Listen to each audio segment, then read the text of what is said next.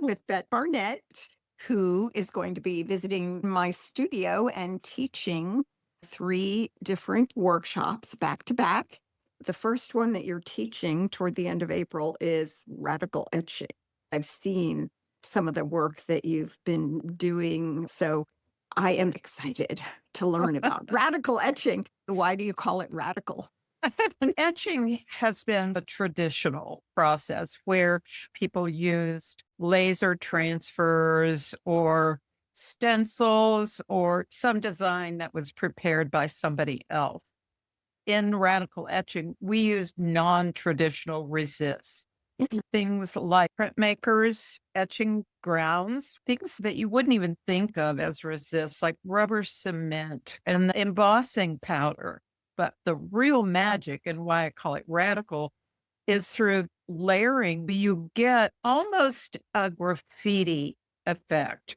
It's very interesting to the eye. Not only are the resists different, but the process itself is different. We're going to do things like under etching, over etching, and layered etching where we get different levels. So it's truly different. So the second one that you're going to do is a 2-day workshop, painting with powdered metals. I've developed this technique that I call painting with powdered metals, which enables you to use powdered metals almost like paint.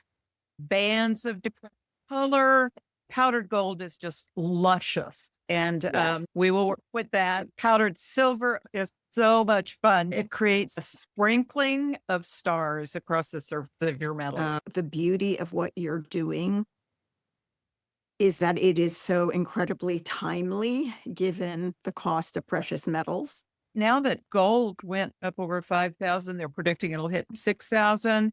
For silver, it was around 80 last time I checked.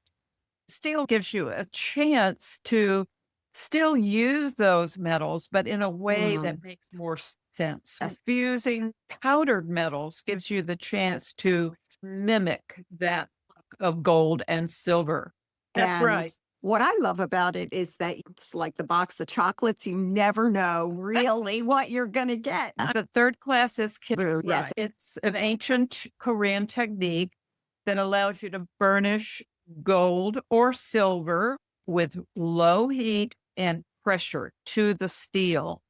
I've used gold leaf on my steel. You got me started on gold leaf, and I have been experimenting with it. Oh. We'll do this in the Kimbu.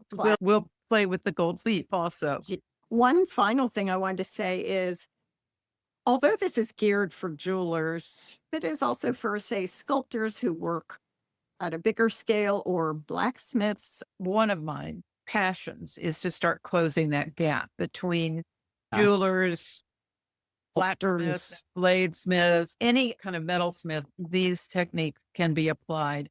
And there are plenty of fine artists who work in mixed media and might be incorporating or thinking about incorporating steel. I'm counting the days. So go to my website to sign up, sidrowley.com, and you will love working with Bette Barnett, who is a master of all things steel. Thank you, Sid. I cannot wait to be there.